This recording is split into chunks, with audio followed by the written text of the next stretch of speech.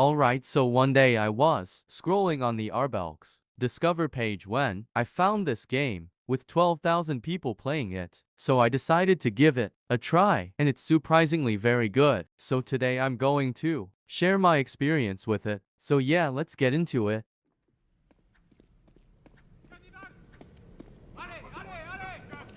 My first impressions on this game are very positive because of the quality and smoothness of the game. Also because of the unique aspect that a zombie apocalypse broke out during the Napoleonic Wars.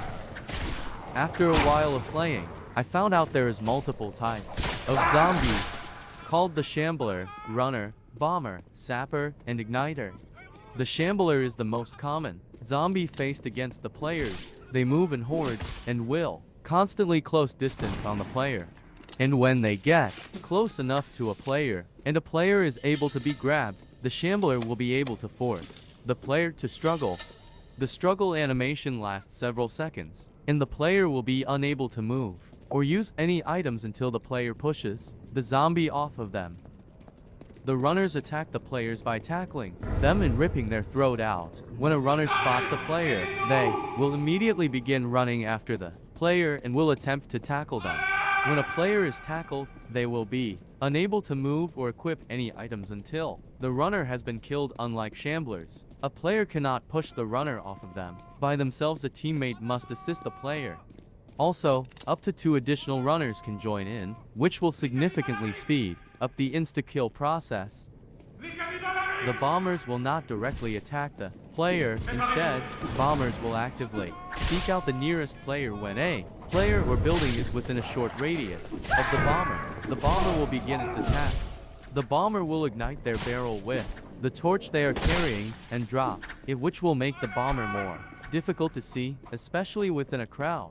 After 3.3 seconds, the barrel will detonate and any nearby players and or buildings will be damaged or destroyed based on how close they are to the origin of the explosion.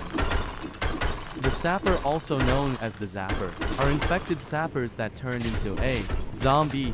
We will talk about sappers later. Zappers uses an axe to inflict heavy amounts of damage. Zappers are heavily resistant to damage from the hand axe and headshots. The Igniter will spawn as individual zombies, a part of a larger horde in objective mode, and will beginning spawning at wave 20 in endless mode. Igniters stand out from standard zombies with their distinctive yellow light illuminating from their lantern and move faster than Shamblers. The Igniter will stop moving, wind up their arm and toss their lantern at a nearby player, throwing it at a speed of 130 studs per second. That was all the zombie types. Now we are gonna talk about the classes the players use. Starting with the most well-rounded class, the infantry.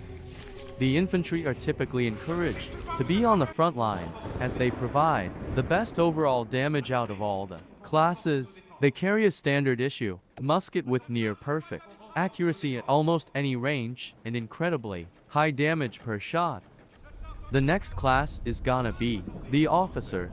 The officers are also encouraged to be on the front lines to largely dish out melee damage and make quick pickings against zombies at close range with its pistol, such as bombers and igniters.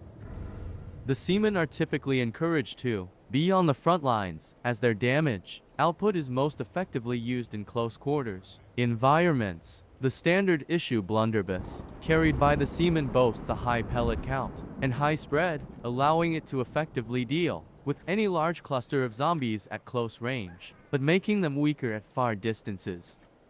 The sappers are very versatile in their ability to position themselves with a team. However, they are best suited for defensive support. The standard issue axe carried by sappers boasts incredibly high damage and high penetration compared to the saber issued to most other classes.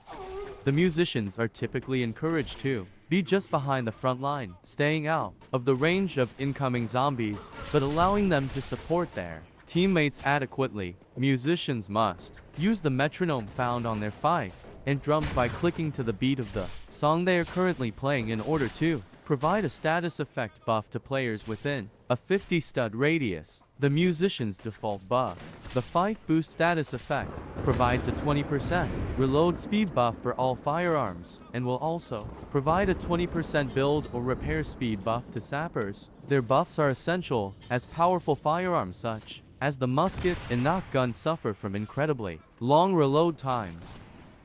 The surgeon is a support class whose goal is to tend to wounded teammates. They lack any firearms and are equipped with a saber, medical supplies, and a box of bandages, used to administer medical care to their allies. By default, the surgeon will have a full gauge of supplies. Healing, an ally uses a third of the supplies, while placing a box of bandages will use all of them. A surgeon must be on the front lines for supplies. Zombies killed by the surgeon have a third chance of dropping supplies. Picking them up grants a third of the maximum amount. The chaplain, commonly referred to as the priest, is a support class specializing in area denial against zombies and curing infection. While weak on his own, he can be both a devastating force with his crucifix and an essential savior in the event of infection. Chaplains have the ability to temporarily stun zombies with the crucifix, with the only exception of the bomber. It is also the only class in the game that cannot turn into a zombie after a full infection. The chaplain is also the only class currently locked behind a badge, Soldier's Grace. Now for the 3 main game modes. The first game mode is Endless. In Endless, players must survive against increasingly difficult waves of zombies for as long as possible, with no end goal to be achieved. The game does not end until all players are killed. The second game mode is Objective. In Objective, players are tasked with making their way through the map in order to reach either an escape or a safe haven in order to survive and live to fight another day. While the players make their way through the map, they will be forced to complete a series of objectives in order to progress. The game does not end until all players are killed or the players successfully reach safety. In a holdout match, you and your fellow allies have only one large objective. This means that you and your team must progress on only one main task in order to escape or win. But be careful, because the infected can get overwhelming and will increase difficulty over time. And that is the third and last game mode for the maps of the game. Speaking of maps, there are 11 maps in this game, but I'm too lazy, so play the game yourself to find out what are all the maps. And finally, there is a shop where you can buy new equipment to help in battle. So that is all of the stuff in Guts and Blackpowder, so yeah, bye.